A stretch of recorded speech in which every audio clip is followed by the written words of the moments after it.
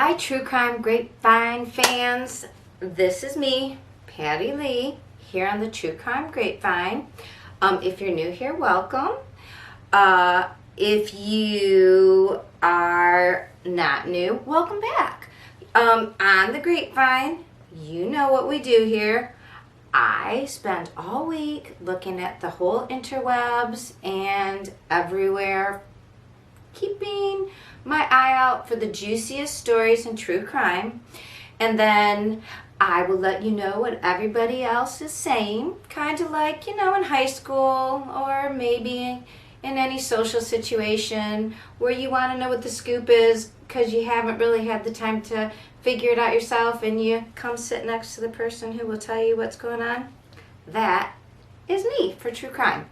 So the other thing that you might like to know, or maybe you come back for, is I do wine pairings with every case. So come for the crime, come for the wine. It's a good time. So this is our 14th episode. It is May 24th, 2022. We have 7 cases. So this is just my introduction. I'm going to let you know what we have today. We had some horrific breaking news. It is Tuesday. It is about 6:30 Eastern Standard Time. And this afternoon there was a horrific school shooting. We'll talk about that. What we know, what we don't know, since it's still breaking. We have our second case. We have 3 new cases. We have a murder for hire by a white upper class mom trying to have it her way. We're pairing that with a Pinot Grigio because I kind of think of Pinot Grigio. I don't know if you watch Housewives, but it kind of goes that upper class white woman. I want to have it my way, Burger King lifestyle. We have a crazy case out of Austin, Texas. Very sad. It seems to be a jealousy, rage, murder with from a love triangle, and we're pairing that with the menage a trois for obvious reasons.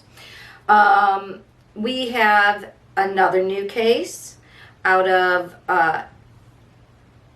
Texas, and that is the Gonzalo Lopez. Now I'm a little late on this one because this happened a little bit like 2 weeks ago, but it's still ongoing, and it is a jailbreak. So if you've been watching true crime listeners, jailbreaks are paired with 19 crimes.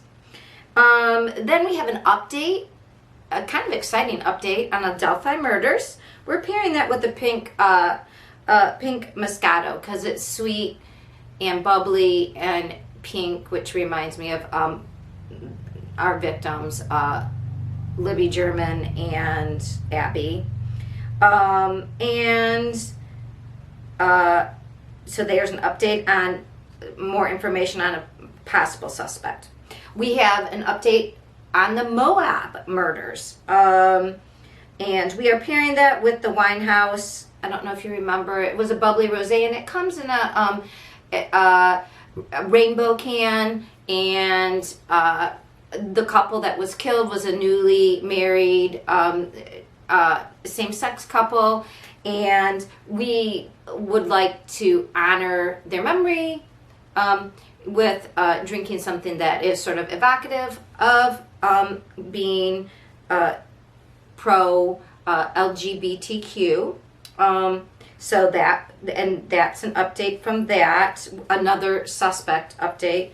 And then our last case that we're going to be talking about in episode 14 is the one I've been watching the most, and it's sort of taken all my attention, the Johnny Depp Amber Heard defamation case, and it is a doozy. It's going to be crazy. I might even give a little update midweek. I want to try lives. So that is our introduction for episode 14. All right, so we're doing case 1, which I said, if you watched the intro, was a very emerging, breaking case. I don't have a wine. I can't even think of what wine would go with such horrific news. So, because it's a shooting and it's horrific, we're going to eschew the wine just for today, and we're doing a shot of Bushmills whiskey. Here's to the lives lost and to better regulations for people who are more responsible.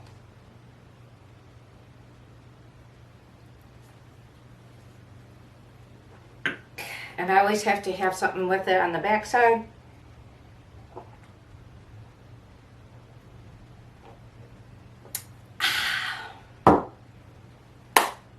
Okay, now with that liquid courage down, let's get into it.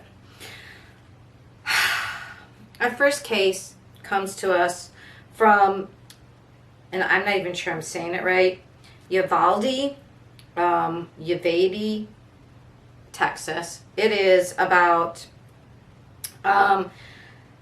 84 miles west of San Antonio. It's a small community, only 16,000 people. It looks like there might only be one elementary school and one high school. Although there's 2 hospitals, or at least the victims were taken to 2 hospitals. So here's what happened. At Central Time, so it was like, I believe East Time, my time, it was like at 2 o'clock or 3 o'clock. There was reports of a school shooting at the Robb Elementary School in Uvalde, Texas.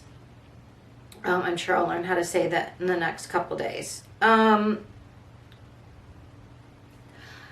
At first, so I'm sure you all know, in any news, breaking news, regardless of true crime or any other news, unfortunately, there's a lot of conflicting reports. And so the first reports were that 2 children were reported, unalived, and a teacher.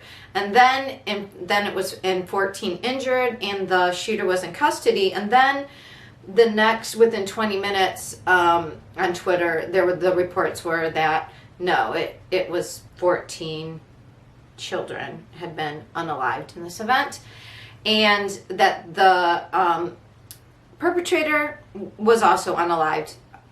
It seemed by law enforcement or perhaps himself. And again, this is still, as we go to taping, not clear. Except it seems he is no longer with us. He was only 18 years old. It seems as if he also unalived his grandmother before going to the nearby elementary school. The woman, it was a woman adult, it seems, that is no longer with us, who was 66 years old, just a decade, well, almost 2 decades older than myself, but still, this was a woman who probably, let's hope she wasn't a substitute. Holy moly. We'll find out more about who she actually was. She could have been the principal, could have been anybody. I mean, she could have been just helping out in the classroom that day.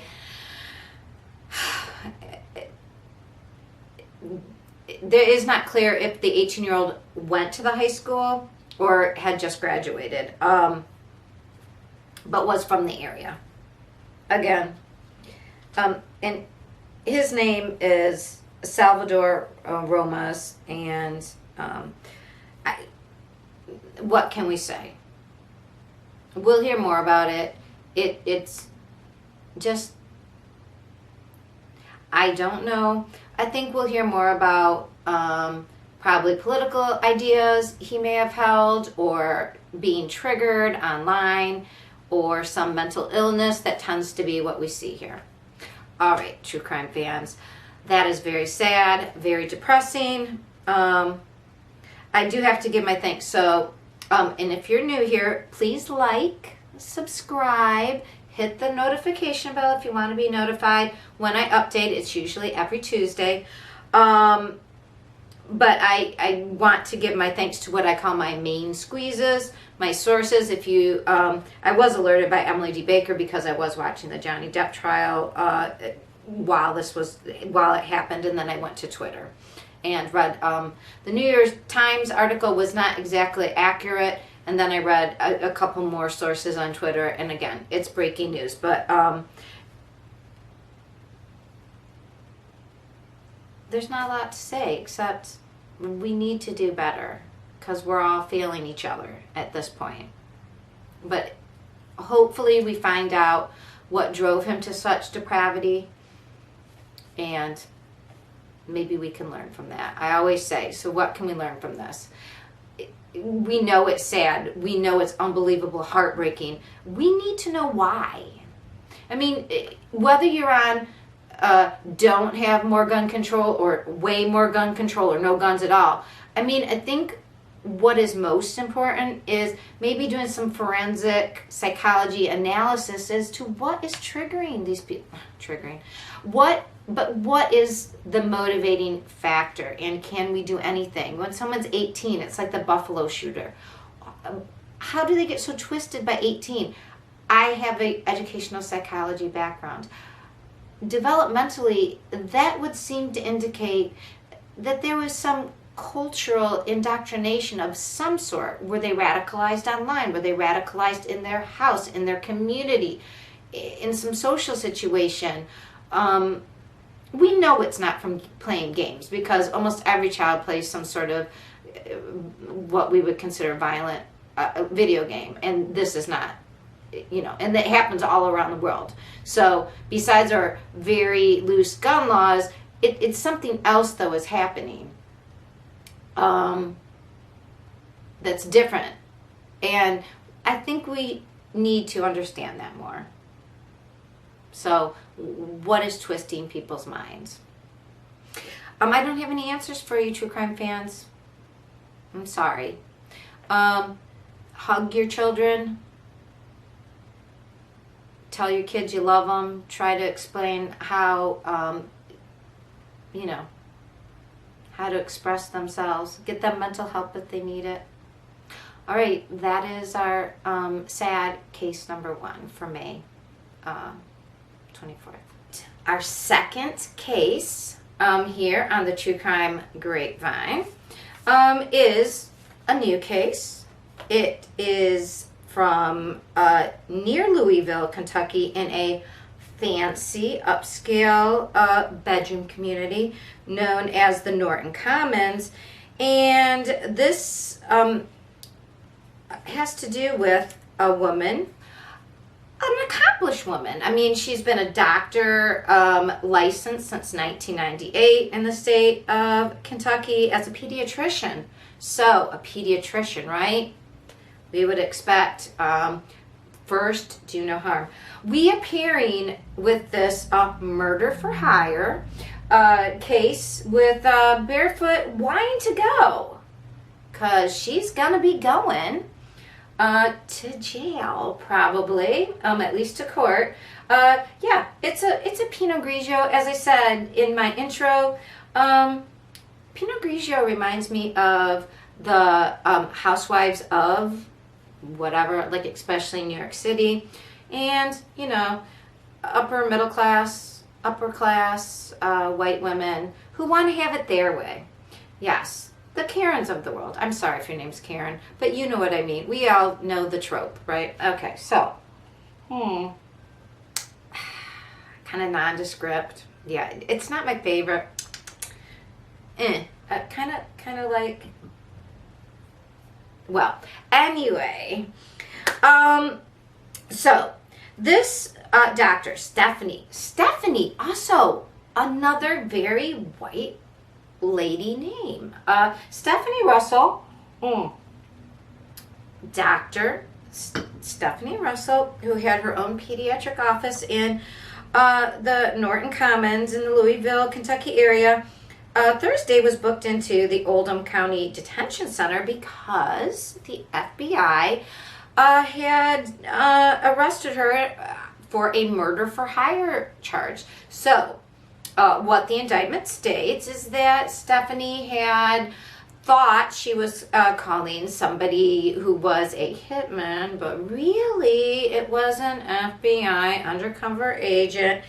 And now here's the one thing I don't understand though. Okay, Stephanie made a deal for $7,000, and she was going to pay half of it up front. And that's how she got caught. Or maybe you don't know, but if you're into true crime, you might know.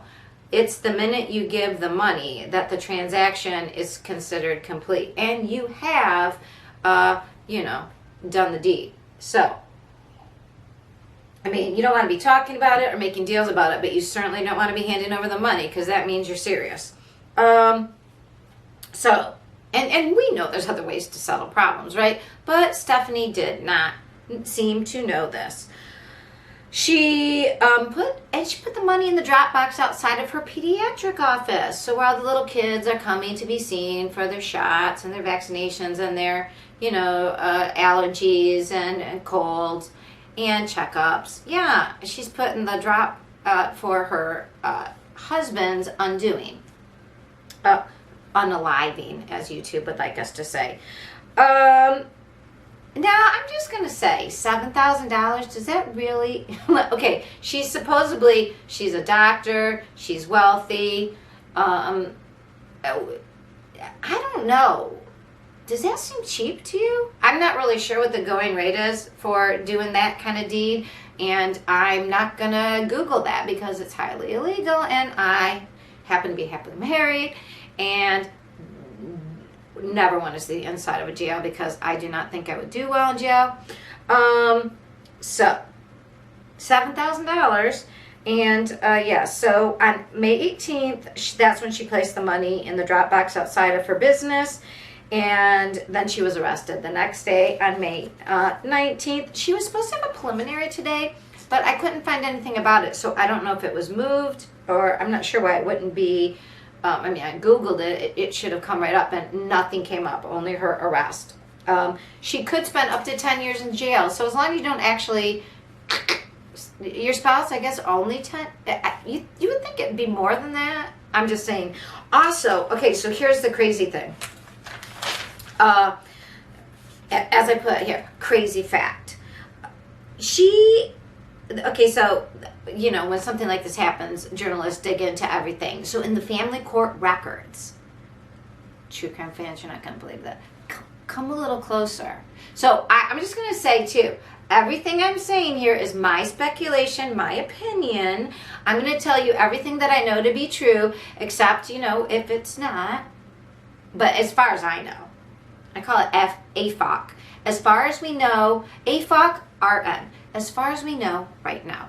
But oh my gosh, as far as we know right now, she was accused of attempting to hire a hitman another time in 2018. So she has a habit of this.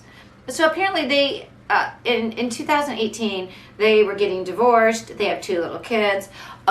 So she pulled a Lori Vallow, if you will. Again, my speculation, I'm just telling you my opinion. But by that, I mean if you follow the Lori Vallow case, you know that when she went through multiple husbands and children with different dads, and if you have a blended family, listen, no judgment. But Lori Vallow, a little judgment. Because she seemed to have tried to get Tylee Ryan to lie about Joe Ryan.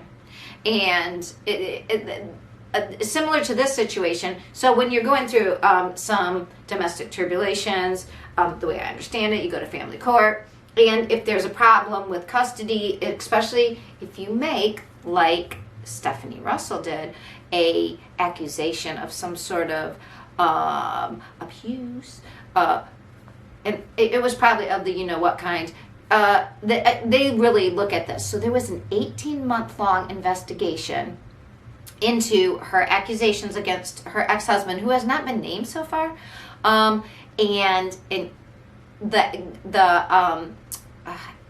what do you call it? Ad litem, the guardian, ad litem. There's all this Latin involved in the law to research.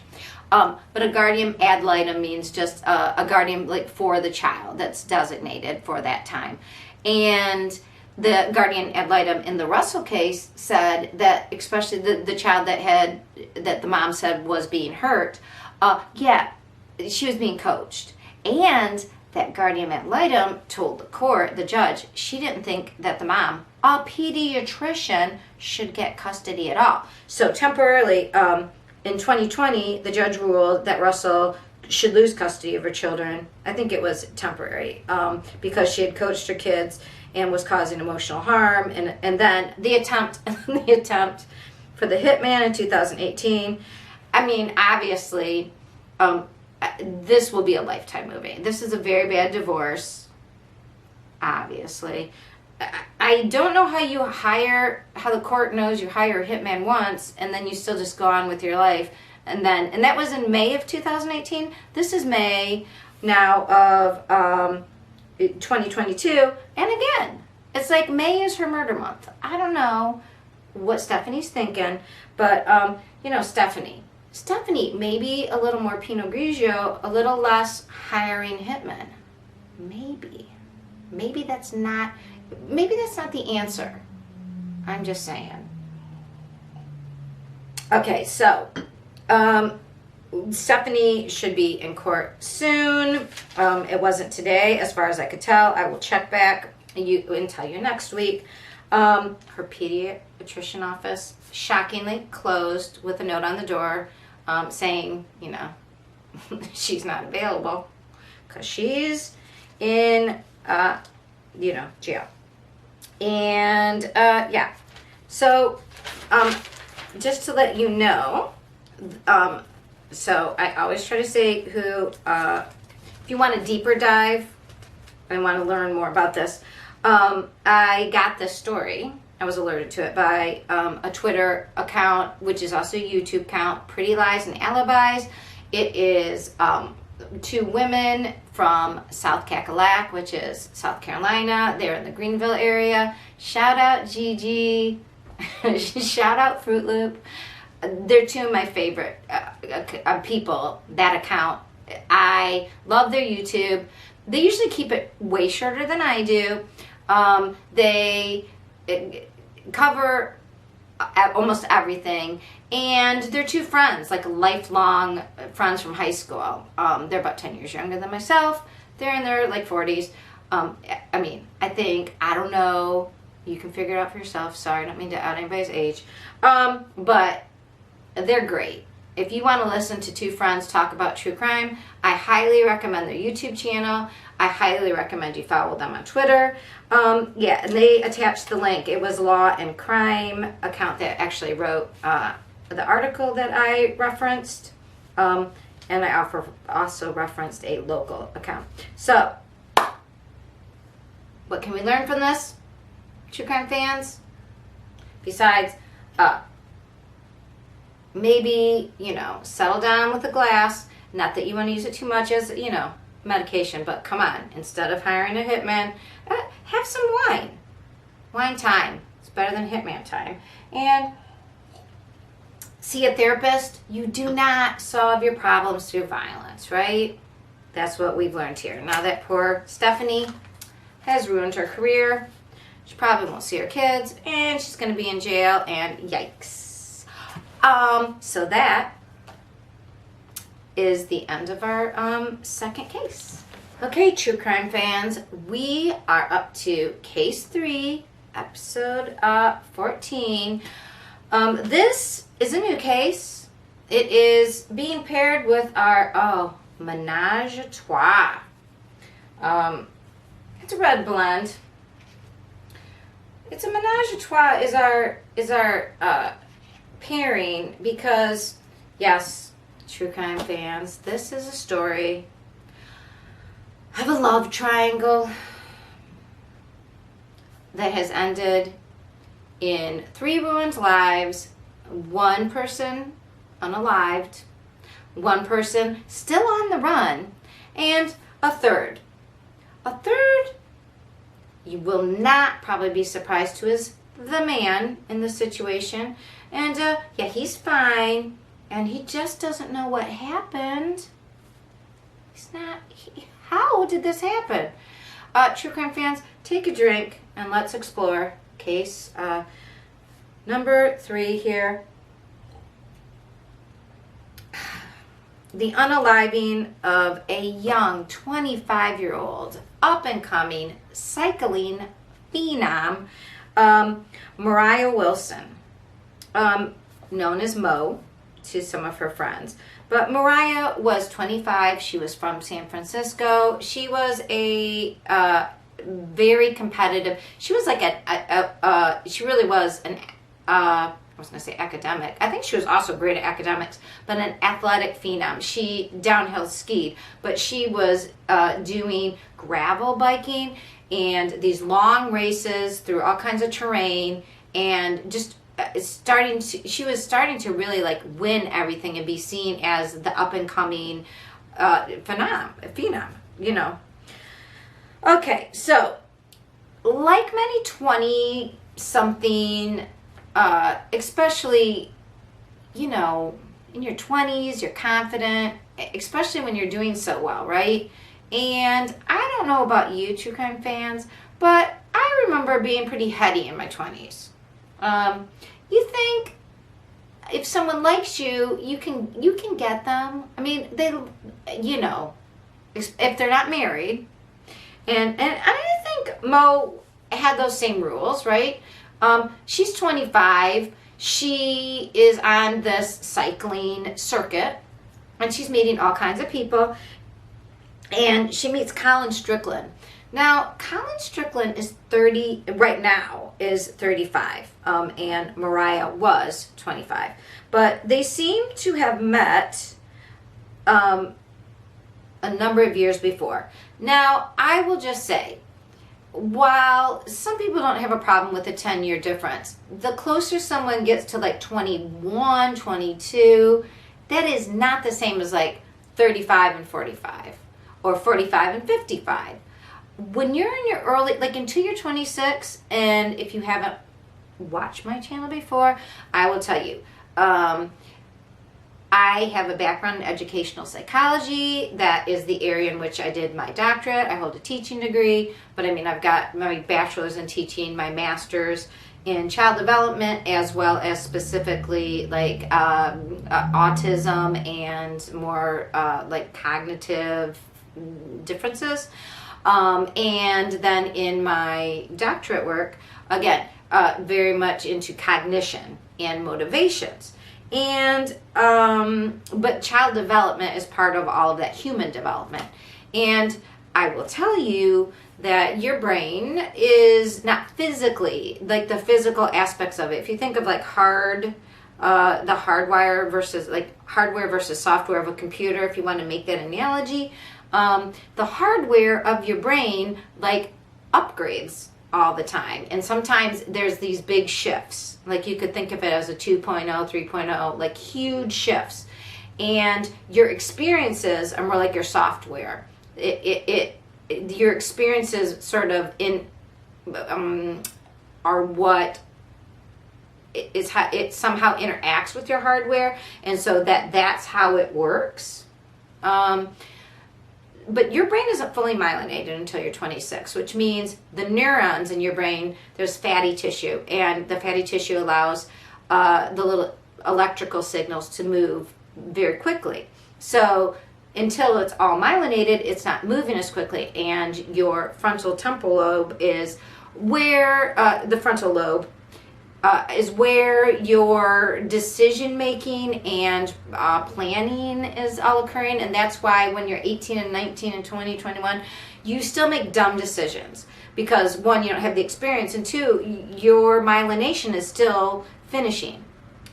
So we think it's done in your mid-20s. So 26 is a good, like, by that time, typical development, everybody's hardwiring, the myelination is all there, and then, you know, but you still need experiences. So someone with a lot of experience in an area is going to be able to problem solve and and think more critically than somebody without experience. So those nature-nurture works together. Anyways, what does this have to do with our cyclists and this love triangle? Well, Mariah was 25, and she had met this guy at least a year before, which is 24, if not earlier. And he is 35. So he meets her when he's 32, 33. So that 10-year difference makes a huge, it's a huge gap when someone's in their early 20s. So am I blaming him more than her? Yeah, I am. I'm blaming him more. Why? He's older, more mature, more experienced, fully hardwired. So Mariah is a cyclist, and also Colin Strickland, 35, a cyclist. Now, so you're like, triangle. Patti, who's the third part of this triangle? Oh, viewers. Like, subscribe, hit the notification bell. I'll tell you who it is. It's Caitlin Armstrong. Poor Caitlin. Okay. I say poor Caitlin. Caitlin is the alleged murderer in this scenario. But Caitlin was a yoga instructor. Okay, first we had a pediatrician. Now we have a yoga instructor. What is happening in the world? To me, yoga instructors are like zen, peaceful. But you know, they're people. And people have feelings. And they don't like to get jerked around. So Caitlin Armstrong, also 35, she finds out in January that her significant other, who she's been dating seriously and living with, I believe, for 3 years, this Colin Strickland, who is a biker, yeah, he lets her know in January, by the way, I sort of cheated on you in October.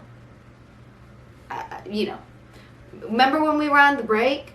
Now, if you're old enough to remember, or if you watch Friends, Ross and Rachel on their break, well, and there's also some discussion about, was there really a break on Caitlin's side? Did she know they were on a break, or did Colin just say, like, and tell Mariah he was on a break?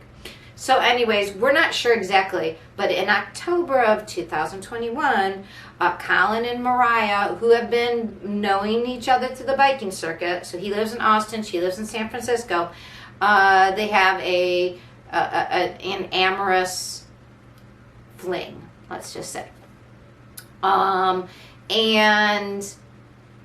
now, apparently, I don't know why, but our friend Caitlin did not know about this until January. So in January, she learns. And yeah, she's ticked. I mean, she's livid. You did what? Now, in the reporting about this couple, it also said that, like, so Caitlin's a yoga instructor and Colin is this professional cyclist. And I am just telling you, friends at home, don't date professional athletes. I mean, there'll be plenty of people who will date them, so. But if you are smart enough to be watching about true crime, I'm assuming that you have something going on upstairs. Don't date professional athletes. They think a whole lot of themselves because everybody thinks a lot of them, and that's just my theory, just my speculation. But man, so they tend to be cheaters. I don't know if you know this, but there's a lot of cheating going on. Like we've heard about it in professional football, professional baseball, basketball, and now cycling. So apparently, if you're a professional, anything in sports, you might not be the best person to have a stable relationship with. Anyway, yes. So this is the problem when we get to case 3. Right? The problem is, the more wine time we have, the harder it is to stay on track. I mean, this is a crazy case anyways. So anyways, also, just an aside, listeners, I don't know why, but they said in February, I believe, Colin is like, hey, let's get some guns for he and Caitlin Armstrong. Okay, so Austin, Texas. So Austin, kind of liberal, still Texas, right? And I don't know what neighborhood they live in, but okay, so I don't know. The timing is weird, right? So they have a little break in October. By the end of October, a week or two, they get back together. Christmas, the holidays, January, he's like, hey, by the way, effed around on you a little bit. Not cool. And then February, let's buy some guns. Okay. Whatever. I just think the timing's a little weird. Anyway, so now they're both armed.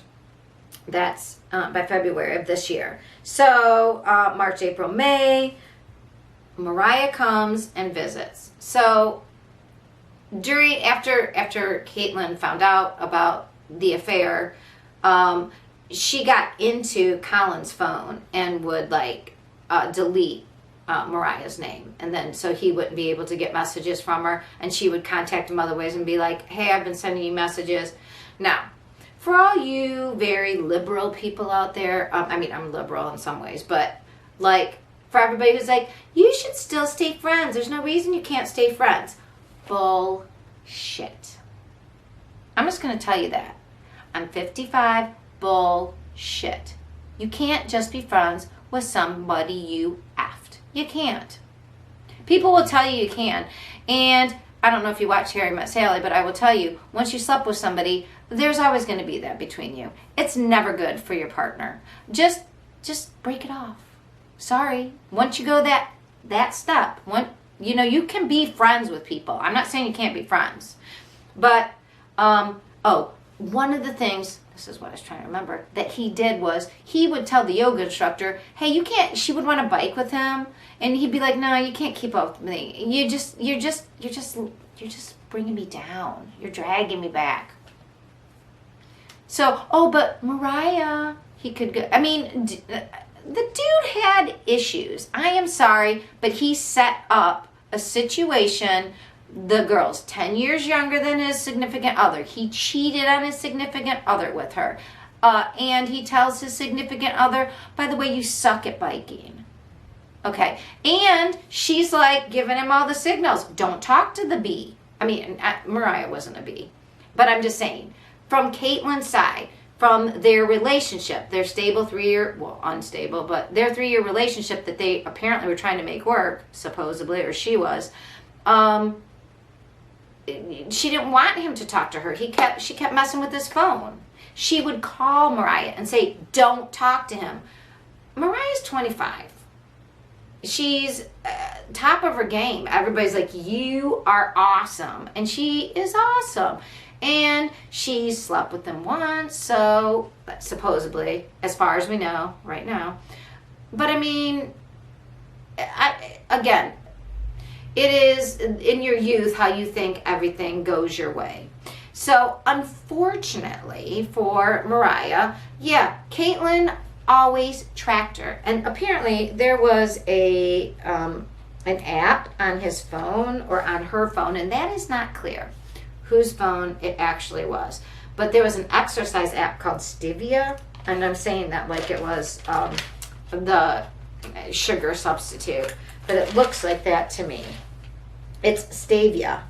And they said she tracked, so Mariah visited Austin, and Colin went and visited her and lied to Caitlin about where he was going. He's like, I'm going to go give flowers to somebody, and I'm sorry, my phone battery died. And instead, what was he doing? He was going to this great municipal pool called the Deep Eddies, having a swimming with her. And I am sorry, but swimming isn't something, it's kind of sensual. I'm just saying, in my experience as being somebody who dated a lot of people in my 20s,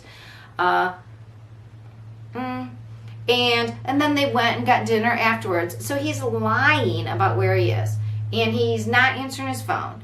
And she, unbeknownst to him, is tracking, I believe, Mariah on the app, or maybe it was him on the app, or maybe it was both. So it's like a cycling app, exercise app. So she knows where Mariah is, that Mariah's in town. She knows he's not answering his phone. She's ticked off. Oh, she has a new gun. It's a bad combo. And so here's how it happens. She is staying at this apartment that's above, with her friend, above a garage. The friend has given her the code. She does come home around 8:30. She gets into the house. He has just dropped her off. See, and this tends to happen right together. He drops her off, and they see on a Ring camera at about that same time that his wife, or I don't think it's his wife, his significant other, Caitlin, is driving past in this black Jeep. Is it a Wrangler? What they can piece together thus far is that they came home around 8:30. She keyed in and shut the door. He was, and there's multiple different descriptions. One's from the tabloid. One of my main squeezes is the UK Daily Mail online, which is Pretty Lies and Alibis, linked to that account, and that's what I read. But there have been a couple other updates, and it's not clear. Again, the timing is very close. From they're out all day, they come home about 8:30. He texts Caitlin as he's dropping off Mariah. Mariah goes inside. It's not clear if he goes inside or not, and it's not clear if he's on, they said, so Pretty Lies and Alibis, Gigi was saying he's on a motorcycle, on a bike. And then, but I read in the UK online, the Daily Mail, that it says he walked her home. So it is not clear how close the Eddie and this pool pizza place was to where she was staying, if they walked, or if he had a car, or if he was on a motorbike, or if they were on bicycles. I don't think they were, because her bicycle was in this apartment up on its balcony. The person who owned the whole complex noticed it up there earlier. So somehow she's driving by. Does she see them together being dropped off? Did he kiss her? We don't know what she saw. We don't know, except the timing is very close. All we know is that she did key in. She was, and then the car is seen, and Colin texts Caitlin something about, hey, do you want to get something? Sorry, my phone was off. Bullshit. So what they think happened was that Caitlin, because of the app, knew, or maybe she saw, because she was there right at that time driving by, that Mariah had been dropped off. She maybe knocked on the door. I don't know. Somehow they found her in the bathroom of that upstairs above the garage apartment that her friend was, she was staying with her friend. And her friend found her about 9:30 at night. She was shot in the head like 5 times, unalived. And the guy who owned the apartment said that he had seen, it looked like somebody took a bike down and went down the back stairs around that 8:30 time. And the bike Mariah's bike that was up on the balcony, and her friend had said, you might want to move that. Apparently that was reported. Instead, and so they think Caitlin took that and rode it and then threw it. But then I guess her car is also missing. So here's the deal. All 3 of the 3 people on this love triangle were around that apartment at 8:30 at night. Who was in the apartment with Mariah and did the deed? Well, the 2 people, I mean, everybody's saying it's Caitlin because then she took off. I'm not saying it's not, but I'm not saying we know who it is, because did she let Caitlin in her apartment? Did Caitlin watch Colin leave and then she knocked on the door and Mariah ran downstairs thinking, oh my God, he came back for me? And then she burst in with a gun? We don't know. Or did he take care of a problem and arrange it so that his significant other looked like she did it? We don't know. All we know is that Mariah was found in the bathroom. Both other parties were gone. Somebody took a bike and threw it. Caitlin's car is missing. Now, Caitlin did go home, and so did Colin. And the thing was, they knew that Colin had been with Mariah, so they went to Colin's house, and while they were at Colin's house, they saw the car that was in the Ring camera thing around that time, and they pulled Caitlin in for questioning, and apparently she was very quiet, probably very zen, very centered, breathing, and they did not arrest her at that point, and she left, left. So, as it stands right now, Colin's first comments to everybody was, look, we were just friends. I was just helping her get sponsors. Basically, it wasn't a date. Colin, I don't really believe, I don't know. I think I'm on Caitlin's side, at least as to you lie. So, Mariah is the innocent in this whole story. Okay? She was 25, had all the confidence of a 25-year-old, and Colin was unattached. He was an older guy who I think might have been leading her on. That's just my opinion, just my speculation. I don't like that part of it. And Caitlin, obviously, was not as zen as she could have been. Caitlin should have. Again, how about some wine time with your lady friends? Cool down. You didn't need Colin, Caitlin. Why don't you turn yourself in? Crime of passion. Maybe he did it. I don't know. Turn yourself in, Caitlin. It really. You have a great story, a great defense. I would get that. I would get Johnny Depp's lawyers. Get Camille Vasquez. She could help. I don't know if she does murders, but holy moly. Yeah, so now Caitlin's life is ruined. She's on the run. So, Caitlin, turn yourself in. Caitlin is driving a 2012, as far as we know. She's driving a 2012 black Jeep Cherokee with the license plate LDZ. I think like Led Zeppelin. Shout out to Gigi. 5608. So, a 2012 black Jeep Cherokee with the license plate Texas LDZ 5608. She had this long curly blonde hair, which I assume would probably be cut now. I think if she wanted to be smart, she'd dye it brown or dirty blonde. She looked great as a redhead. Anyway. And poor Mariah. And now Mariah's life is over. So the two women's lives are ruined. And Colin, he just doesn't know what happened. Dude. Professional cyclist, professional a-hole. Just my opinion, just my speculation. I don't like it. I don't like it. So, and poor Mariah's family in San Francisco, her parents, devastated, the cycling world devastated. Yeah, so Colin's just left a whole, whatever. I guess he had to have it his way. Yeah. So that was our case 3. Sorry, it was long. When it's a love triangle, it takes a while. We are up to case 4 in the True Crime Grapevine, episode 14. It is still May 24th. Please like, subscribe, leave me a comment, especially if you have a wine pairing that you think might work with any of my cases, our cases. That'd be great. Okay, we have a jailbreak case.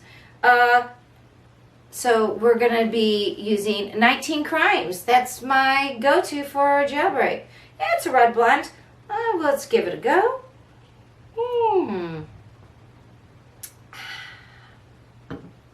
Tasty.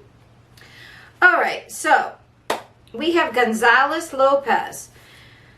Oh, Mr. Lopez. He is 46 years old. we have to thank the docket, Eric, and Twitter, and he also has a YouTube channel, and Duty Run. Duty Run on YouTube is a retired New York City law enforcement. He has done, let's see, how many cases? He's done like, I wrote it down, didn't I? Yeah, 1, 2, 3.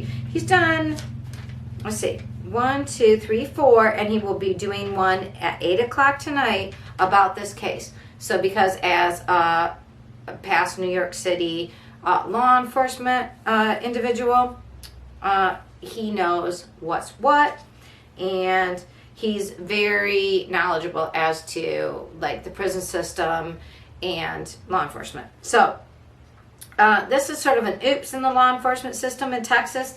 It is not clear how this happened in Leon County.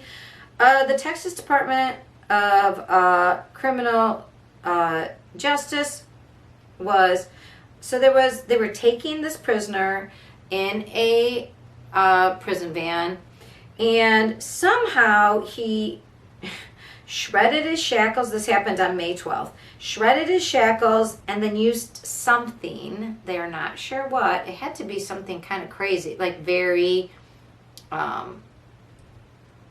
what's the word I'm searching for? Like strong and capable to be able to cut through the metal meshing between, you know, the driver of the van and the prisoners. So he somehow got out of his shackles and also cut through the metal mesh and attacked the driver, stopped the van, and then ran. And when this happened, the docket actually had, there were pictures of him, like far away, but like a guy in a white prison jumpsuit, and you could see him running in the field. And he jumped out in an area where there's not many people around. Now this was May 12th. He is still missing. It's the 24th. It's almost, is it 2 weeks? Still missing. Still on the run. And he's a good looking guy. I mean, you know, for a 46-year-old convict, kept in shape. Let's see. And he stabbed the correction, like I'm thinking he's cute, right? He stabbed the correctional, God, again, remind you, case 4, and including that shot we did at the beginning, makes the word talking a little difficult, as well as also, if you haven't met me before, I call myself the dyslexic detective, armchair detective, because I have slight dyslexia. So drinking a bunch of wine can somehow even further interfere with my language processing abilities. So he stabbed a correctional officer. He got away on foot. It's kind of crazy after the bus crashed because, you know, he stabbed the guy who was driving.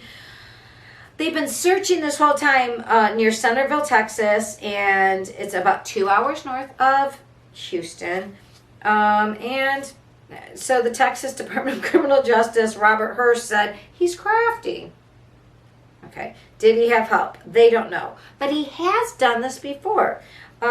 In South Texas, in Webb County, he was on the run for 9 days. So now it's been 12. So he's beat his record. Let's drink. No, let's not drink to Lopez. Let's drink to him being captured. It should be any time, right? As of this taping, not both he and Caitlin Armstrong from case 3 are on the lam. Maybe they'll make a love connection. Wouldn't that be nuts? I don't think so. It would be crazy though, wouldn't it? Anyway, yes. So like I said, he looks kind of cute, which is horrible to say, but do not be taken in. He is very dangerous. In 2005, he killed someone with a pickaxe, as one does. And in 2004, he shot at an officer. And he has whatever device, whatever he cut through that metal mesh and stuff, he has that with him. So he's armed and dangerous. It's unclear if he had help from inside. I don't know. It seems like he would, but I don't know. How do you break out of that situation? Was there only one officer in the bus? It just seems weird and wrong. Maybe they need to fund their prison system better. I don't know. And let's see. So yes, go to Duty Ron on YouTube. He at 8 o'clock tonight, and you will be able to watch it on preview. You will be able to watch it on replay. Again, if you haven't watched me before, I will tell you. I view sources from all over the interwebs. Some are very liberal, some are very conservative, some are lawyers, some are psychologists, some are behavior panelists, some are just YouTubers interested in crime and are just, talking to you like I am. They're just armchair detectives. Regardless, I try to take all of them, and if you look at everybody's perspective, pretty soon, whatever you have in the middle part tends to be the closest thing we know as the truth. And I'm talking about a little t, not a big T, because the truth is just how we, as humans, are encoding what we think is quote-unquote true. It's a big thing about epistemology. If you're into philosophy, you might know what I'm saying. But everybody does understand that people have different perspectives. I mean, there's a few absolutists who are like, no, this is right and this is wrong. But most of us understand that there's a bunch of gray, and that wherever you come from, whatever your background is, it's like you have different goggles, different lenses, as they say in social science. Think of that as, how we say rose-colored lenses? If you really think of your lens as the viewpoint of where you are culturally coming from, you can all see the same action, but you treat it differently. Like you actually see it as a different type of action depending on what your perspective is and where you are culturally. And you don't have to like it to know it's true. Sorry, it is. Sorry. You don't have to like that to think that I am accurate, but I can tell you that there is reams of both research and personal qualitative and quantitative data that especially in the therapy world, everybody in the brain neuro research world, your background and your experiences, as well as your age and any insults that you may have done to yourself with drugs and alcohol, or if you've had an accident, or just things that happen, mutations from your birth, like if you're dyslexic, all of those things play into how you code your experiences and then how you see the world. And if you don't believe me, hey, I could provide you with research, but if you're not research-based, I guess you'll just say, you don't believe me. All that is to say, Duty Ron is very law enforcement focused, and I might not agree with everything he says, but I do trust him implicitly as to law enforcement, and he also has a heart of gold.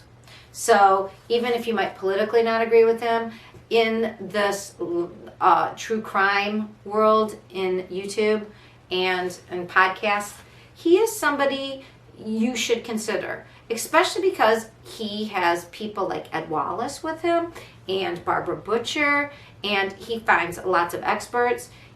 And like I said, heart of gold. So I trust what he's saying about this. So anyways, Gonzalo Artemis Lopez, good-looking convict out of Texas, Leon County, just, what did I say, 2 hours north of Houston. Be on the lookout. Don't pick up, people by the side of the road. Keep your doors locked if you're anywhere in that area. He's desperate, and he's not a cool cat.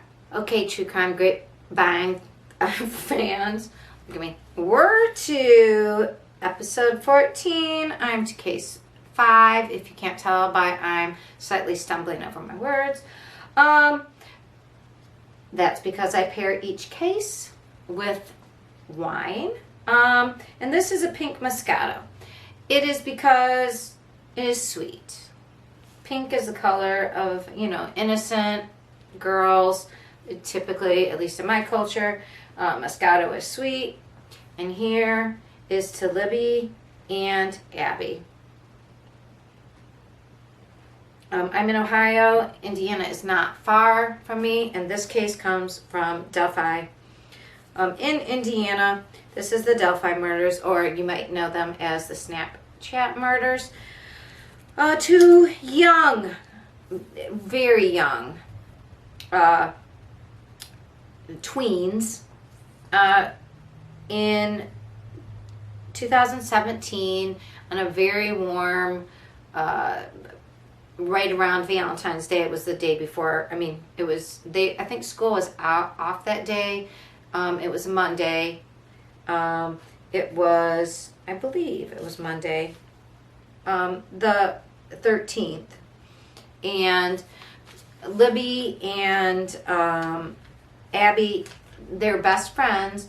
They had begged to get a ride to this park. It was like a Metro Park area. It had, there was this bridge within this walking trail that everybody liked to go to. It was like a trestle track bridge. Now, they really wanted to go. There's just Libby's, they had spent the night together. There was like a sleepover before. Now, Libby had been, I believe it was Libby, Snapchatting with a teenage boy, she thought, named Anthony Schatz, who we now know is like a 20-something creeper called Keegan. And he had said meet them in the park. They really wanted to go to the park. They went to the park. They were dropped off by Libby's sister, Kelsey, I believe her name was, and they were being picked up 2 hours later by her dad. So this was very well orchestrated by the family, keeping them safe. It was the daytime, it was warm, and they were going where there were lots of people.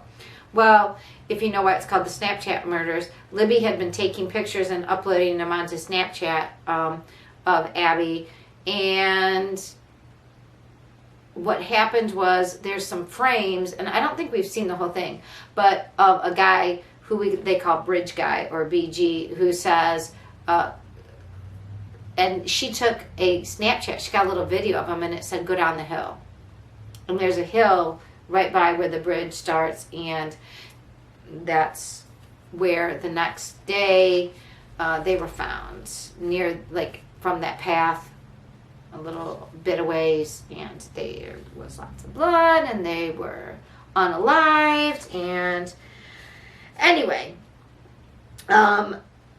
and we've been hearing about this case since it started in 2017, and at the beginning, in the fall, I believe, of 2021, we had heard about this, or maybe it was the spring of 2021, we had heard about the Anthony Schatz being really this Keegan guy, and then he was arrested for other child-related pornography issues, and is in jail.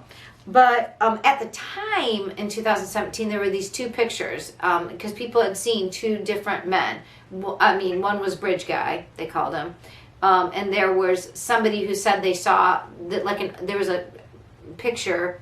If you look up drawing of Bridge Guy and Flannel, the Flannel guy, who was much younger. Now, Zav Girl just did something which was very interesting. Zav Girl is an account. Her name is Tiffany. She's also from Ohio, like myself. She does these long form, very, very informal. It's informal, but she does a lot of data analysis, and it's informal, it's like talking to a friend. And she has her friend Bella on with her a lot of the times as a co-host on her YouTube channel. So Tiffany's channel is called Zav Girl, Z-A-V, and then girl. And it's got like rainbows. And she's got this dog named Zeke. She's very cool. I started watching her because she's been very interested in the Chris Watts case, which is old. But anyways, she's also delved into the Delphi murders, and she likes cases where there's lots of like information to look at, and then she like over analyzes it. She's pretty amazing. I mean, it's not as like newsy or like trying to be totally fact driven. I mean, she gives her opinion, and it's pretty opinionated, and people talk with her, and she's got lots of people, and they just chat and say whatever. So it's, if you're like lonely or bored or just want to listen to people talk, it's a great channel.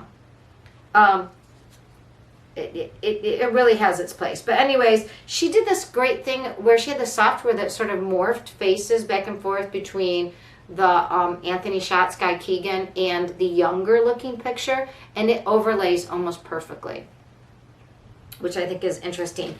The older picture, dude, this is what came out. So, sorry. There's a man named Ronald Logan. He was 77 at the time. He was older, but he did have a mustache. And if you looked at Bridge Guy, he like was wearing a camo hat, a coat. It looked like maybe a fanny pack. He walked sort of like, it looked like the limp, but he had his head down. But it did look like there was a shade of a mustache. Anyways, this Ronald Logan, what is interesting was the girls were found on his land. His land abuts right near where the bridge ends, like at the edge of this walking trail where this bridge is. So that's weird, right? That the girls were found on his land.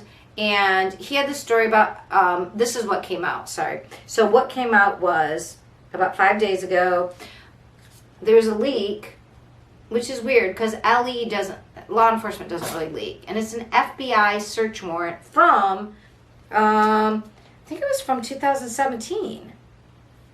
And it said, I mean, it was all about how they thought this Ronald Logan, he had lied about where he was.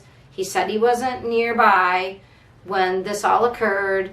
He really was. His phone pinged near areas. He got his cousin to lie about where he was going to buy tropical fish and how long he was there. It just didn't all work out. And they were getting, all this information was for this search warrant on his house. So last week, the search warrant is leaked. Now, what's interesting is Ronald Logan died. He's no longer with us. So if he is, what I think is, if you look at Ronald Logan's face with Bridge Guy, and somebody did a voice analysis of Girls Down the Hill, and it sounds a lot like him. Oh, It's a Crime, Linda. Hi, Linda. Linda's from Canada. Her YouTube channel, she's also on Twitter with It's a Crime, but her Twitter isn't as active, but her YouTube, go to it. She does clinical deep dives with data. She should be in qualitative analysis. She's very good. She looks for patterns. And she finds, and she's pretty convincing about her patterns. Although she always says, look, this is just a pattern. I'm not saying this is the truth, but this is just what I see. And really, I think she's really got, she should go to detective school or whatever they have in Canada. She's great. She is one of my main squeezes. So she did 2 recent part 1, part 2s about this Ronald Logan and this information that came out. And I definitely recommend, if you're interested in this case, go check that out. So yeah, there seems to be, I got also information about this from an online article from the area. I really think that maybe this was a case, so we know that the Anthony Shots Keegan guy was into all this child stuff, and that's what he's in jail for. And is there like a group of these people that share things? Did they work together? Did the Anthony Shots, catfish, lure the girls to the bridge because the bridge was abutting the land of the guy who then actually, were they both? So both persons were seen in the vicinity. Like, did one lure them there? They got the children out of sight down the hill, And then, because they said there was, in this FBI search warrant, it also mentioned that there was lots of blood. And the girls did not fight back. And that there's missing articles, like maybe trophies.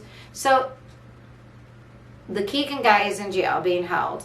But if he was there and like they perpetrated this act and then the one guy left by the front and he went back to his house through the back way, so they separated. I don't know, just what do you think?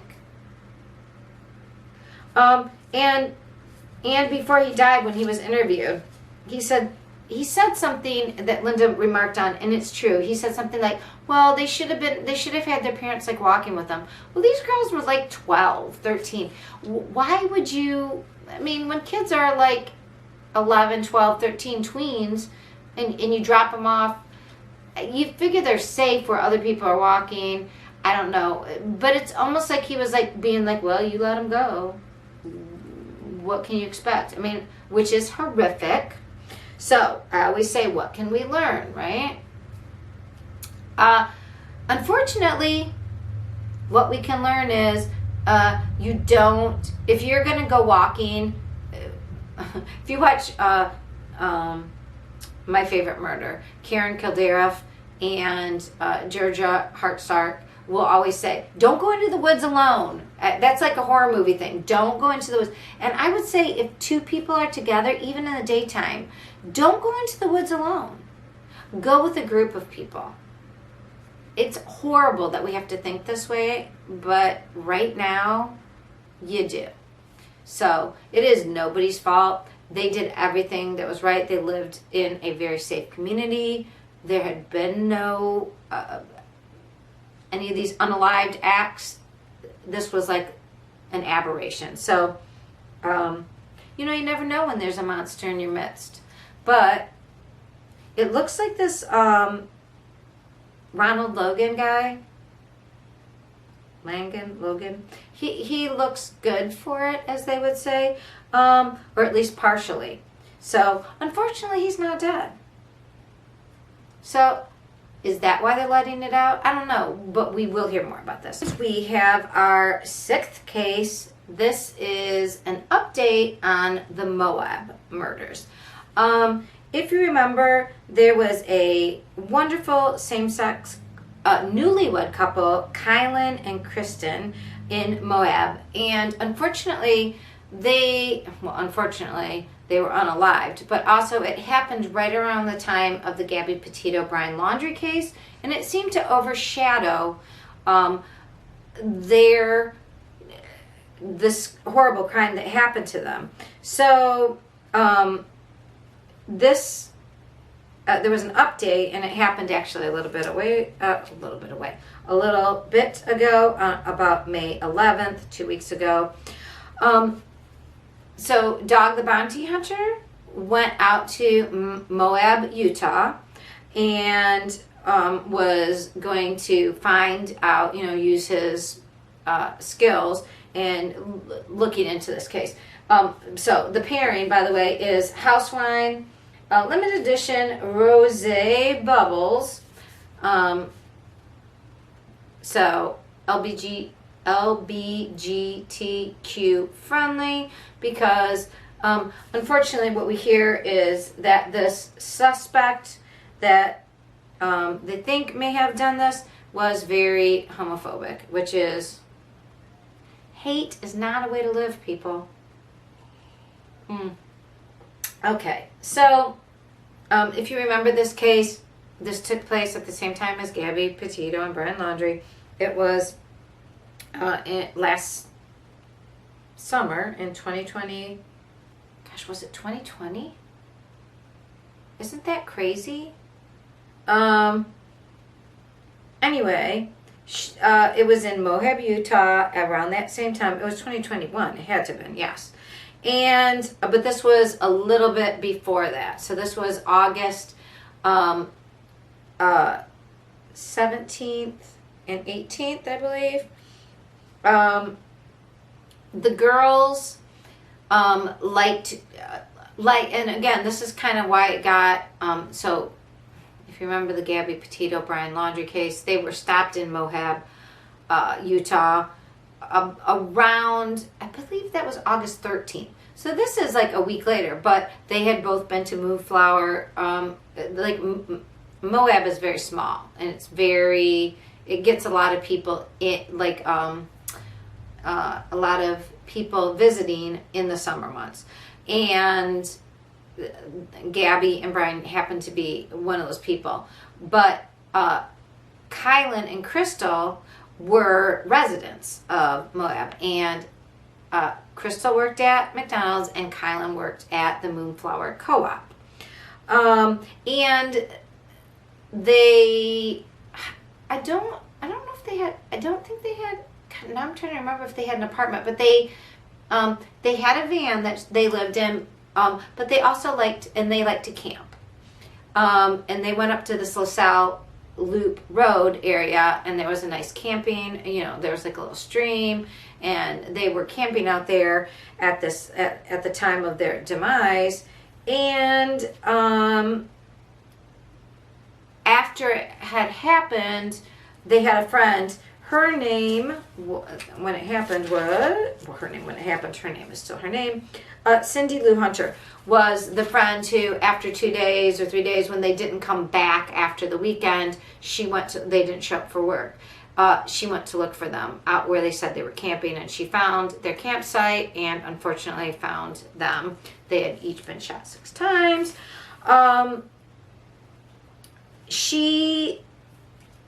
So at the time, they weren't sure what had happened. There was a wedding up half a mile away. And so at the time, though, everybody at the wedding had the wedding that weekend, and then 100 people there, and then they dispersed. They took off. They were no longer there, although they had the wedding guest list, I believe, the law enforcement said. But at the time, they didn't know who did it. All they knew was that Kylan and Crystal had, on Friday night, previously to, they thought it happened sometime Saturday, between Saturday and Monday. Friday night, they had been in town at a local drinkery, eatery, and they had said to their friends, there's this creepy dude, this creepy guy, and if anything happens to us, you know how people talk, if anything happens to us, it was the creepy guy. Well, something bad did happen to them. So, creepy guy, right? And Kylan's father went to Moab. He was from California. Went there, set up a clue booth. If you watch It's a Crime with Linda, she will tell you all about. She has many videos on this, as do many people. I mean, this was well documented at the time, but it didn't go anywhere. They looked for the creeper guy. There were no people. Then earlier this year, it came out that a guy was cleared, and so they released his information when what do you call that? I don't think he was arrested, but I believe there was maybe an arrest warrant, or that they were looking for information. There was a 27-year-old, so we don't know his name because they never released it because he was not named a suspect. He was just considered it. So it wasn't until he was cleared that they said, yeah, basically we had looked at this guy. He was 27 years old. He was new to the area, but had gotten a job at Moonflower the day before this all went down. And he had been pulled over for speeding on the 17th, the day after they discovered the bodies. And the police officer didn't even want to cite him because he said the guy gave him the creeps. He was acted euphoric about getting caught and was just creeping the guy out. So he let him go. And they did look into him. He was weird. They said he seemed like he had some mental health issues perhaps. He didn't answer questions just right. Seemed off. He said he camped out, like where the girls camped out, and said that he had left a blanket and a jacket that had some blood on it, right? They went and looked. They did analyze everything. The blood was not really, I don't think the blood was human at all. It wasn't Kylan and Kristen's. So, what could they do? Sorry, Kylan and Crystal's. They let him go, cut him loose. And I believe he's no longer in the area.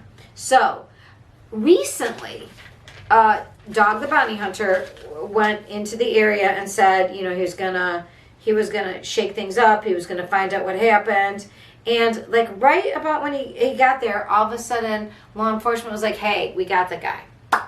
Got him. He's this guy who worked at McDonald's with Crystal. He hated Crystal. He was homophobic. He made all these comments. The manager apparently was also, I don't know exactly if she was in a same-sex relationship, but somehow the guy felt like she gave preferential treatment to Crystal.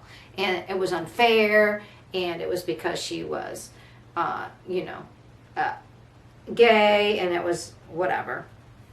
And this man, Adam, oh my gosh. So let me see if I can say his name. Adam, Pinkas, oh, I can't say, Pinkacustus.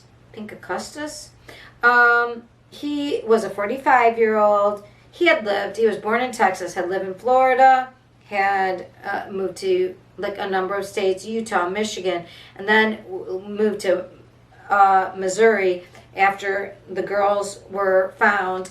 And supposedly, law enforcement is saying that he told somebody in Missouri that he had killed 2 girls, and he had given information that only the killer would have known. Because, you know, they always hold back some information. And so they say that that is him. So, Dog, it seems like Dog might suspect the 27-year-old that they cut loose. I don't know. It's weird that the minute Dog showed up, Dog the Bounty Hunter, that all of a sudden they're like, hey, by the way, don't worry, we've got this covered. Maybe, maybe not. The one thing that people are questioning, and this is accurate, and if you go watch Linda on It's a Crime, you would agree. If it was this man that worked at McDonald's with Crystal, why would the girls have said, oh, this creepy guy, the creeper guy? Why wouldn't they have said the guy from McDonald's? Oh, this guy at my work. He hates me. He's been around our campground. Now, here's the deal. Maybe the creeper guy creeped him out. Maybe that was a 27-year-old and he didn't do anything. And maybe, it doesn't always have to be one thing that you're thinking of. It can be a combination of 2. So maybe the guy who hated Crystal really just did go up there and do that. And the creeper guy that freaked him out was just a creeper guy who freaked everybody out. But he was just a creeper guy. So, it's unfortunate that we live in a time where we don't always trust law enforcement. But, I mean, if the guy really did say that he, again, when people kill themselves and they're suspected of something, it leaves us, the true crime viewers, and their families, and the victims' families, and everybody who's watching it, and who's in the community there where it happened, they feel there's it's unsatisfaction. You can't take them to court. They can't receive their due justice. Instead, somehow they got out of it. So it just seems unfortunate. We will probably hear more about this Moab case. And they just say this guy, they suspect he was the one. They haven't closed the case yet. Dog the Bounty Hunter is Dog the Bounty Hunter, and I'm not saying, just because he doesn't believe it, that is true. We don't know. Now, here's the other weird thing. The Moab police told Cindy Lou Hunter, the girl who found them, that they served her with a warrant and said she was a suspect. And she's like, what the heck? And she said the authorities told her she was changing her story, and she's like, no, I haven't. So that's a weird thing right there. I'm not sure why they would be bothering her. And she just, maybe she's questioning the timeline that Dog the Bounty Hunter showed up, and all of a sudden they say, hey, by the way, it's this Adam dude. Again, we don't know. We will hear more about this. If there's more to hear, you know, unfortunately, if I did some statistical analysis, I think we would find out that it takes years and years to find out what really happens in some of these cases. And, I mean, in this case, they did get the bodies right away. So, hopefully they have DNA. Hopefully they'll be able to compare it. Hopefully we'll get some resolution on that case. But anyways, so please be tolerant of others, even if they're not of your same kind and don't like the same people you like. Please, let's be kind to everybody. June is Love is Love, LGBTQ month. Could we all just get along, please? We are to my last case, the 7th case, Johnny Depp, Amber Heard, defamation case. Let's raise a glass.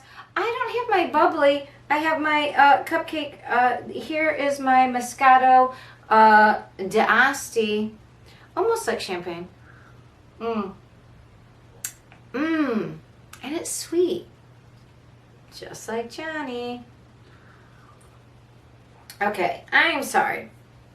As a woman, I don't want to get into it, but I've been watching this case ad nauseum. We're in our 6th week now. We're in the final home stretch, but I've been watching it the whole time, but really this last week, all the time. And so we finished Amber Heard's direct last week, just in Monday, and it was lots of tape depots, live witness her sister. Then we had a lot of, there was a lot of depositions of friends that are no longer her friends, and her makeup artist who's no longer her makeup artist, her friend's husband who's no longer her friend's husband and no longer her friend, and then there were strange expert witnesses, if I do say so myself, including a very, I don't know. There were 3 expert witnesses that Amber Heard had that they were almost like joke expert witnesses. I mean, they weren't, but like there was a guy talking, let me see. Let me go back. So there was a Disney representative who basically wasn't going to talk shit about anything. Wasn't going to say Johnny Depp had any damages, which he was not going to say anything, because if you know anything about the mouse's lips are sealed. The mouse does not talk shit about anything. So the mouse can stay clean. So I didn't really think, I mean, if you know anything about Disney, they're not going to say that they didn't do something. I mean, they're not going to get involved, basically. And let's see. There was a psychiatrist who looked like he needed a psychiatrist and made all sorts of wacko statements, including that Johnny Depp must be a narcissist because he eats candy. It was the strangest thing. If you want to watch a recap, watch Peter Tragos, who's the lawyer you know, and he's on YouTube. He also tweets, but he would do end date recaps. If you just want to recap, watch the lawyer you know on Twitter. I follow that, or it'll take you a clip to YouTube. If you want the whole thing, watch either Legal Bites with Alita, Emily D. Baker. Alita Emily D. Baker is really the queen, and she streams the trial and gives her commentary. Sometimes she has people on, especially people in the court. But Alita always has the law tubers with her, and not that they're second string or anything, but she has Hogue Law, DUI guy, Runkle of the Bailey, I think his name is. These are people who have, and Law and Lumber. Go to Law and Lumber. You will love him. They are what we call hashtag LawTube, and they with Emily D. Baker. You must watch if you're interested in this. And sometimes there's recaps, and sometimes there's like little quick bits, or you can get the whole trial streamed with commentary. Go to that if you're interested. I will just give you my quick. It's very hard to be quick. I always save Johnny Depp for the end, and by the 7th case, I'm a little toasted. But hey, Johnny would approve. I mean, because we're not violent. We're just, on the nod after a while. I like candy too. So Amber's case was basically, I don't know, it was very weird. Like, people would say, yeah, she complained of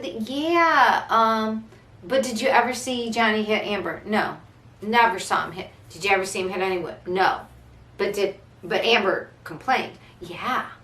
And and then they'd show pictures, and seriously, it would be like deep circles under her eyes. Oh, 2 black eyes.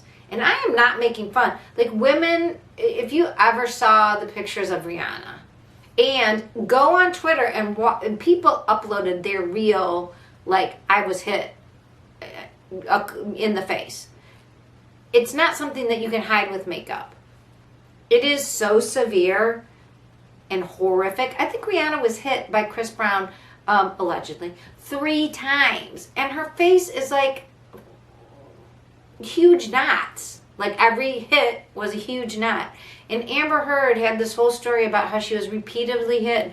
She felt her nose was broken, but no pictures showed that. Well, makeup doesn't, you can't hide huge knots on your face, broken noses, cuts everywhere.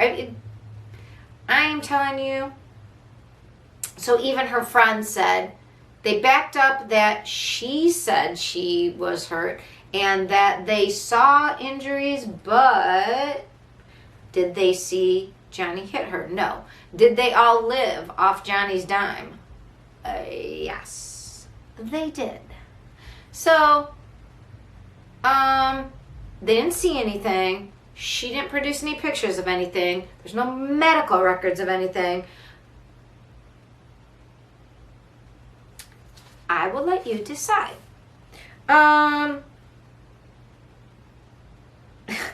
The one doctor, Dr. Spiegel, he was supposed to be talking about drug and alcohol and how it affected your cognition. And here's the real interesting thing. Nobody really mentions it. They say, and people have been talking about Johnny Depp has ADHD, but I think Johnny Depp has dyslexia. And that is why he wears those shaded glasses. Emily D. Baker will tell you there's glasses that people with dyslexia wear, and it tends to stop the shimmering that you might experience if you're reading on the page.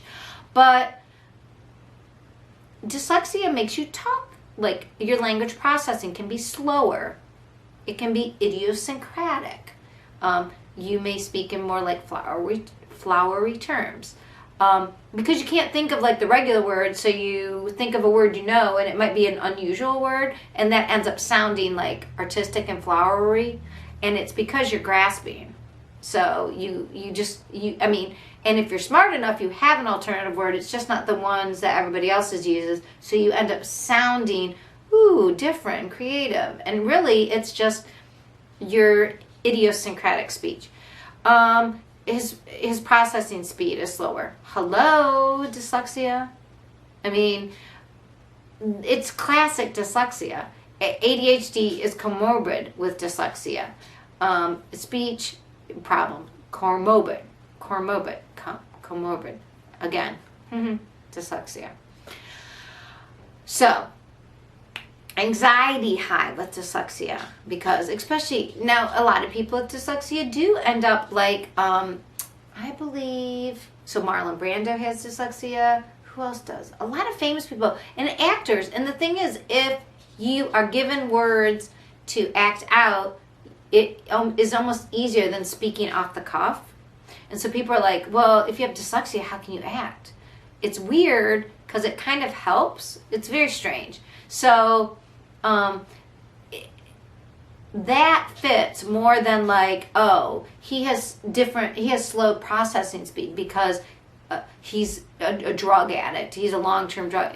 Like, well, I mean, Willie Nelson is fine. I don't know. I mean, Keith Richards, this guy who was talking about him, oh, and by the way, didn't even talk to Johnny Depp, didn't speak with Johnny Depp, didn't do any sort of evaluation with Johnny Depp. So while he could have spoken in general terms, generalities,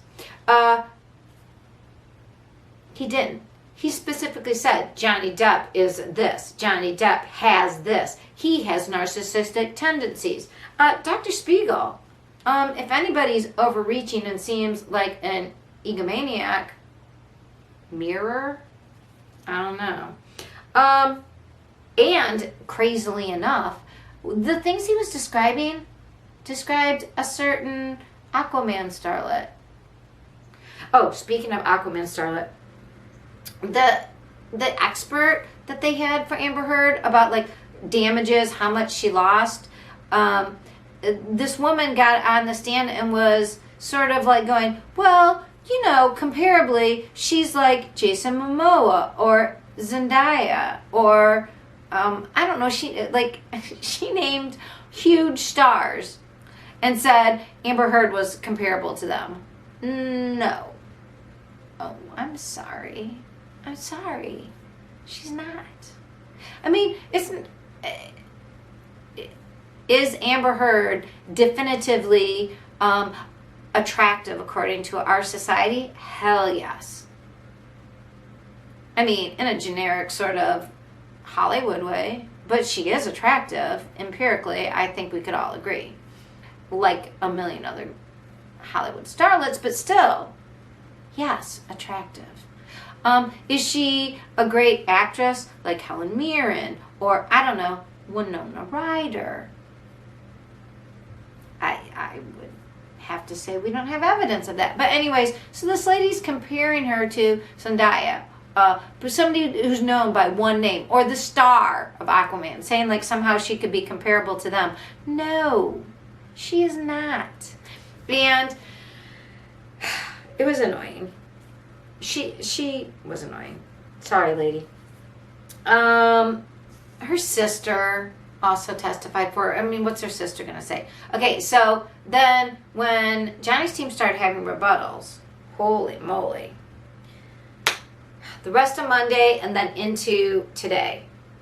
You have to watch it. It is like boom, boom, boom, boom. Just. Oh, also, before her direct was over, they had this guy talking about hashtags, and my minor was in statistics, and I can just tell you, looking up hashtags and how many there are, if you don't look at context, doesn't mean crap. Like, just counting things doesn't mean anything. Now, Johnny Depp's rebuttal witness, dude, the guy did look just like Chandler Bing, by the way, or some people said he looked like the Jason Bateman character, and if you would put Chandler Bing mixed with Jason Bateman's character on Arrested Development, that would be this guy. But statistical analysis-wise, he was on the money. He enjoyed it. Emily D. Baker was watching him explain statistically why things mattered, and like he was talking about the times and when there was a spike and what it also pertained to, like contextually, like what was hot and happening, like on Google, like what the news things were. The guy, that is how you do statistical interpretation. You don't just look at numbers. You don't just guess at things and say it has to do with like this. You have your numbers, you have your percentages, and then you look at trends, and then you look at context. That's how you get interpretation. Numbers, hard numbers, trends, context equals interpretation. And then, I mean, you can argue that interpretation, but if it's based on the hard numbers and the trend lines, hard to argue with. The guy was great. And they had a real psychologist, expert talking about the Goldwater rule, and I think 100% he was accurate. So their hashtag guy, their psychologist guy, they had a expert in like contract law. So I think her contract person was Miss Arnold, who was the one who was saying like she could be equal to whatever. And Johnny Depp's rebuttal guy was like, look, what was the numbers? The comparables, you can't just say they're comparable because of age, or they're comparable because they were in the same type of movie. What did they make? Comparable by what number? Hard numbers. What was that last contract price? And he broke it down. He was old school guy, on the money. And then, let's see. Their representative that they had was from, I believe, Warner Brothers, and was pretty cut and dry about Amber Heard was not let go because of any sort of reaction to what she, the Waldman statement. By the way, you need to watch somebody like Emily D. Baker, who breaks down the law, because it made what went on in court very clear and made Johnny Depp's witnesses much more clear, which was the counterclaim by Heard's team was that Johnny Depp's agent, one of his hired lawyers, not an employee, but a lawyer, and I think it was in the past, I'm not even sure he was working anymore, he had made some statements that Amber Heard's allegations were a hoax and that her friends had set up things. And by the way, if you look at the pictures, I will just say, I have never seen, there's a picture of two pictures in Johnny Depp's apartment that when he said he was leaving and they finally got divorced, that's when Amber Heard and her friends, they all called the police, and the two sets of police came and looked, and they didn't say it looked like any DV had happened. And I will tell you why. There's two pictures exactly above one another, and one is the glass is broken. The pictures aren't even tilted. If someone smashes something up against a picture and it breaks the glass, the picture frame, I don't know if you've ever hit a picture frame, even if you haven't broken the glass, it tilts. They don't look perfect, like someone just went smash. There's a big bottle of wine. Oh, it's laying with the label exactly upright. There's writing on a countertop, and everybody's like, what is that crayon? What is that crayon? And I I tweeted at Emily D. Baker, it is concealer. It looks like a white crayon, but I did a demonstrative, and on a glass table that we, like a glass, like a desk thing that we have our router on in our dining room, I wrote with my concealer because I recognized it looked like my Maybelline sort of like highlight concealer. That's what that was, and I'm not even sure Johnny Depp wrote it. I do think it was a hoax, personally. My speculation, what I believe from the evidence, I think is this Adam Waldman? I think he was right.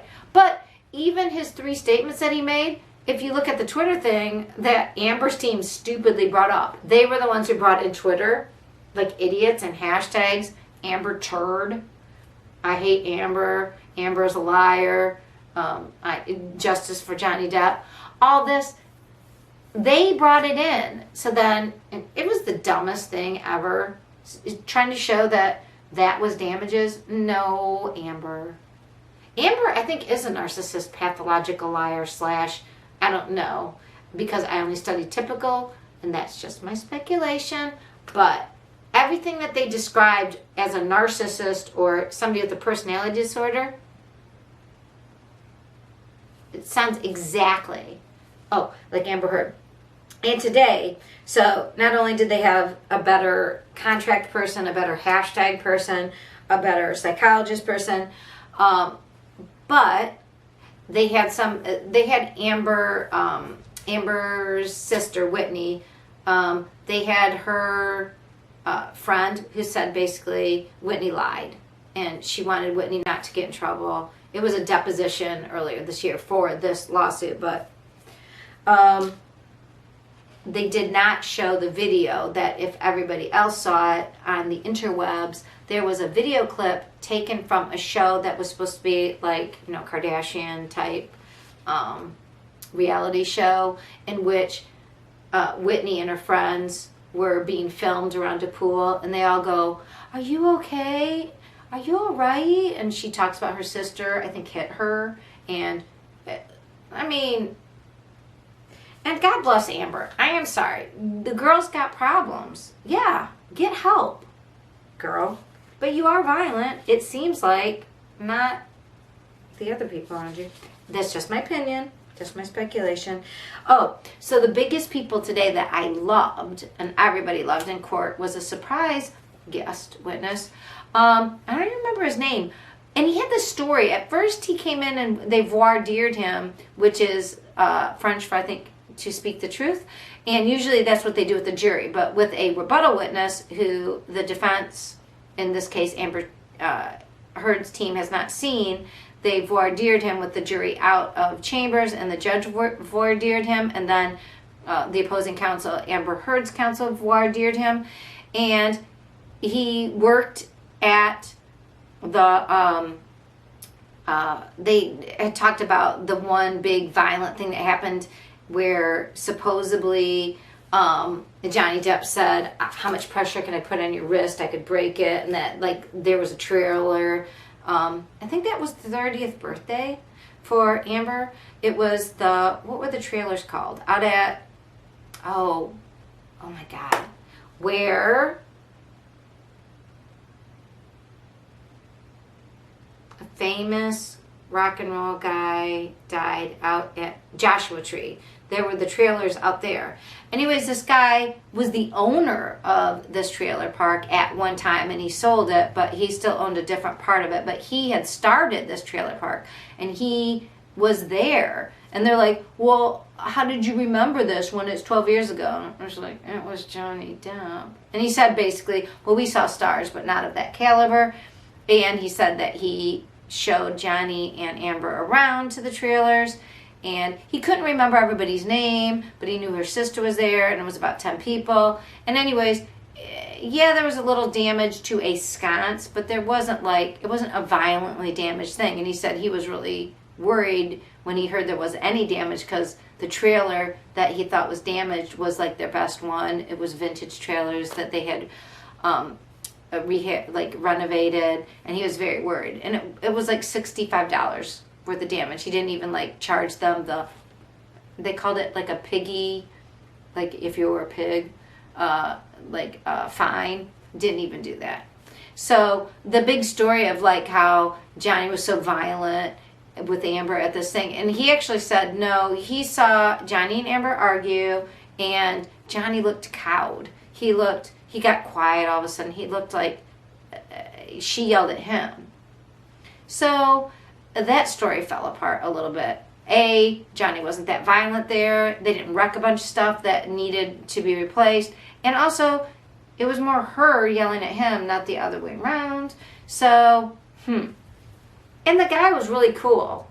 I mean, Emily D. Baker said, and I agreed, I'd like to hear more about his life story. He had a really cool, anyway, I don't even remember what his name was, but he's a good witness. He was very good rebuttal. So nobody on direct or in rebuttal has seen Johnny Depp hit Amber Heard. Even though her friend said, "Well, yeah, we saw some injury." Okay.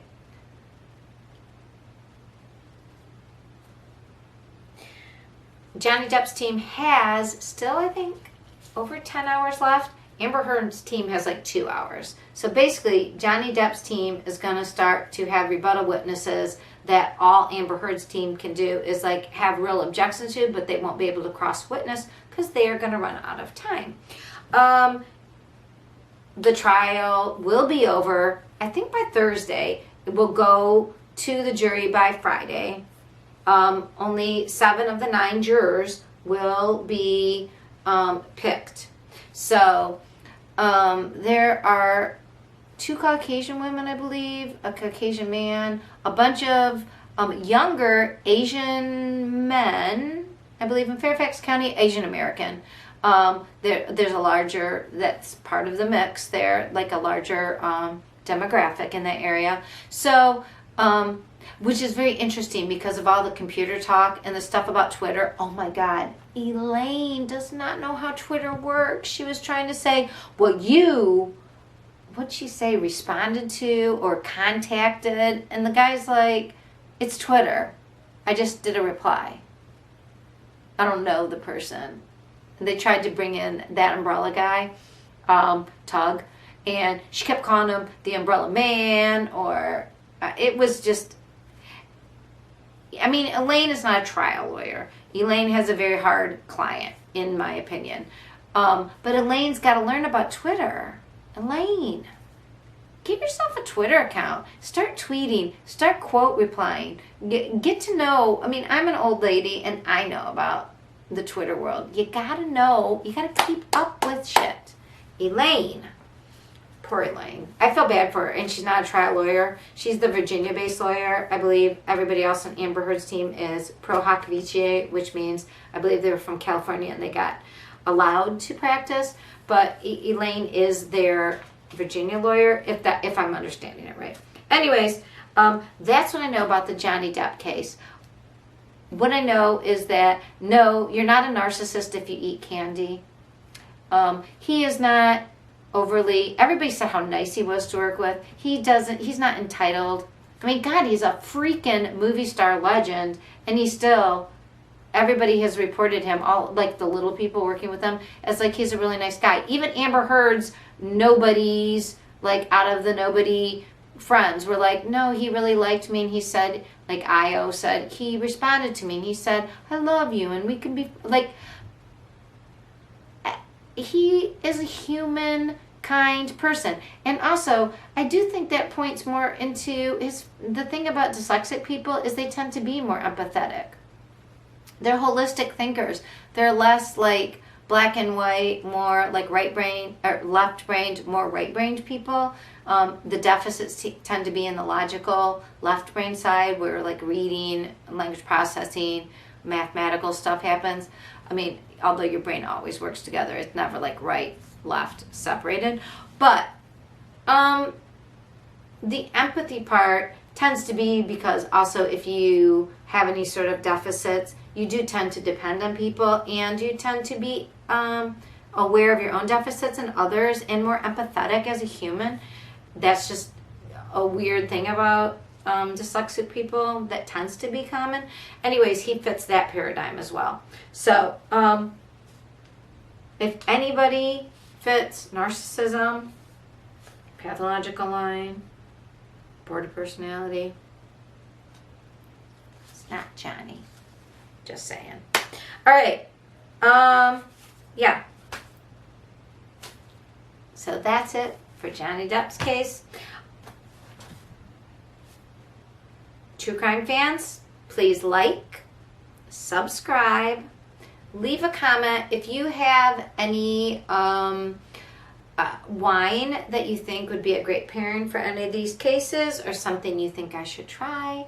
Please put it in the comments.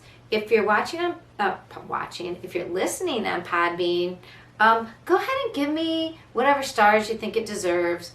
Again, it's our 14th episode.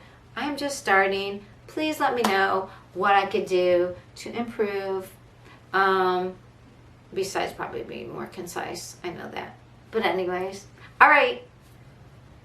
See you next week. Bye.